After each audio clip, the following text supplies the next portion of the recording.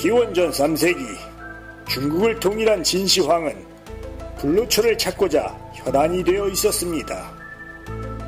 그러나 진시황은 불로초가 이 세상에 없다는 것을 누구보다 잘 알고 있었죠. 불로초를 핑계로 자신에게 위협이 될 만한 인물들을 파견한 후 불로초를 찾지 못하면 불충을 이유로 제거할 수 있었고 그것으로 충분했습니다.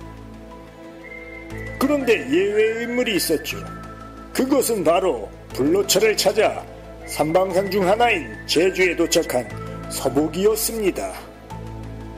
서복이 돌아간 곳이라 하여 서귀포라 이름 붙여진 제주의 남부지방에서 서복은 무엇을 보았고 왜 진시황에게 돌아가지 않았을까요? 2000여 년에 걸친 놀랍고도 신비로운 이야기, 불로문의 진실. 이야기로 듣는 한국사.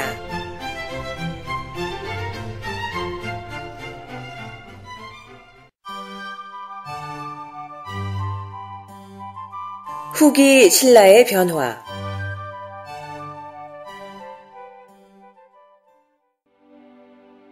신라의 후기는 삼국사기에서 하대로 분류되는 780년 37대 선덕왕 때부터라고 할 수 있어요.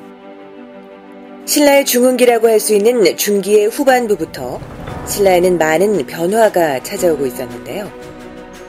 고구려 백제를 제압하여 넓은 토지와 백성들을 가질 수 있었지만 중기 후반에 집중된 질병과 홍수, 가뭄 같은 각종 자연재해와 전제왕권에 눌려있던 진골 귀족들의 반발은 신라의 태평성대를 위협하고 있었죠. 중기의 후반부인 757년 경덕왕 때는 귀족들에게 토지의 전제권이라고 할 수 있는 노급제도가 70여 년 만에 부활했는데 이것은 바로 자연재해로 직접적인 토지 및 조세의 관리가 어려워진 데다 진골 귀족의 목소리가 커짐에 따라 나타난 현상이라고 할 수 있어요.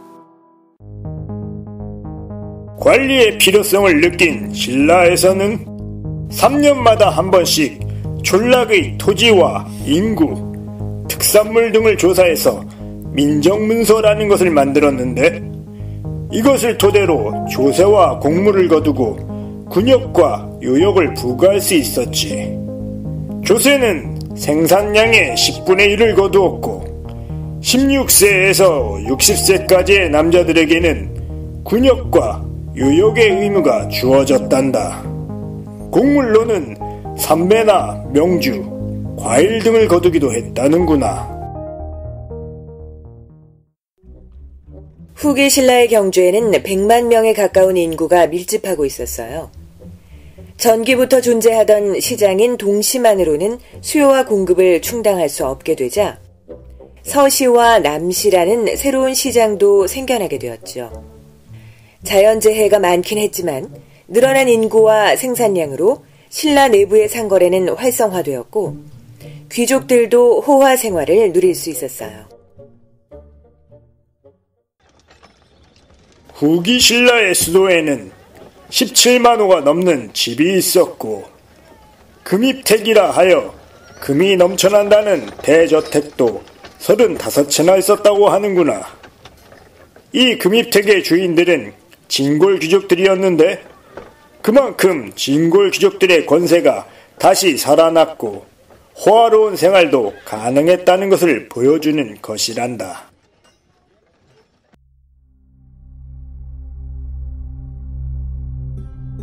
귀족들의 호화로운 생활에는 당과의 활발한 무역으로 인한 영향도 빼놓을 수 없었는데요.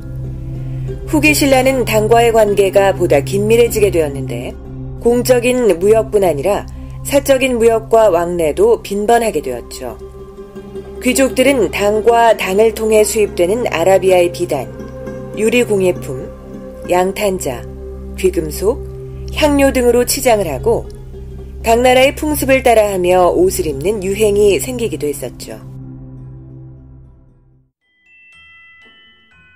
당을 통한 국제무역의 발달로 아라비아의 이슬람 상인들이 울산까지 와서 무역을 했다는 기록이 있단다. 신라는 주로 의류나 비단 같은 옷감, 책, 공예품, 장신구 등을 수입하고 금과 은으로 된 세공품과 인삼을 수출했지. 당시 울산항은 국제무역항으로 당나라뿐 아니라 일본, 발해와도 교역을 이루는 동북아 최고의 상업거래소로 이름을 떨쳤단다. 당과의 활발한 교역으로 신라 사람들이 당으로 이주한 일도 잦았는데 당나라 곳곳에는 신라인들의 집단 거주지인 신라방과 관청인 신라소가 생겼고 신라인들이 세운 절인 신라원도 상당히 많았다는구나. 해상무역이 활발해지는 가운데 신라에서는 당나라의 해적과 일본의 왜구가 큰 골칫거리로 등장하게 되었어요. 당나라의 해적들은 신라인들을 잡아다 노예로 파는가 하면 신라의 남해안을 침략하여 약탈을 일삼기도 했죠.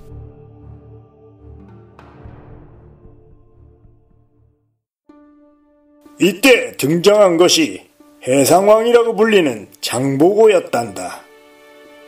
골품제로 인해 출세의 길이 막히자 당나라로 건너간 장보고는 뛰어난 무예로 인해 당나라 무령군의 소장이라는 벼슬을 맡고 있었지. 그곳에서 신라인들이 노예로 팔리는 것을 보다 못한 장보고는 신라로 돌아와 828년 흥도광에게서 10,000명의 병사를 얻어 지금의 완도에 청해진을 설치하고 대사가 되었단다. 장보고는 당의 해적과 일본의 왜구들을 일거에 소탕하는 한편 해상의 중개무역을 장악하게 되었지. 해상을 장악하여 부와 권력을 손에 쥐게 된 장보고는 그 후 민해왕을 죽이고 신무왕을 즉위시키는 등 중앙의 정치에도 관여하게 되었어요. 그러나 그도 귀족들의 반발과 견제 속에 846년 문성왕 때 밀명을 받은 부하 염장에게 살해되었고 얼마 안가 청해진도 폐지되고 말았어요. 사치와 분열을 일삼는 귀족들의 득세 속에 이를 바로잡기 위한 노력이 없던 것도 아니란다. 개원필경이라는 문집으로 유명한 육두품 출신의 관료 최치원은 당에서 이름을 떨친 후 귀국하여 894년 진성유왕 때 10조의 시무책을 제시하기도 하였지. 최치원의 시무 10조는 골품제를 개혁하는 한편 인재 등용을 위한 과거제를 강화하는 등의 내용이었지만 이 역시 귀족들의 반발로 무의에 그쳤다는구나. 몇몇의 왕들과 최치원 등 뜻있는 관료들의 노력에도 불구하고 신라 후기에는 진골 귀족들의 세력이 점점 커져만 갔어요. 노급을 부활시켜 호화로운 생활을 하고 재산을 축적하는가 하면 사병을 모집하여 군사적인 세력도 키워나갔죠. 중앙에서는 집사부 시중의 권력보다 귀족회의인 화백회의의 수장인 상대 등의 목소리가 다시 커져갔어요. 활발한 문화와 문물의 교역으로 문화적으로는 꽃을 피운 반면 정치적으로는 귀족들의 득세 속에 혼란을 빚어 빛과 그림자를 함께 가졌던 후기의 신라. 다음 시간에는 천년왕조 신라에서 어떤 일들이 벌어지는지 한번 알아볼까요?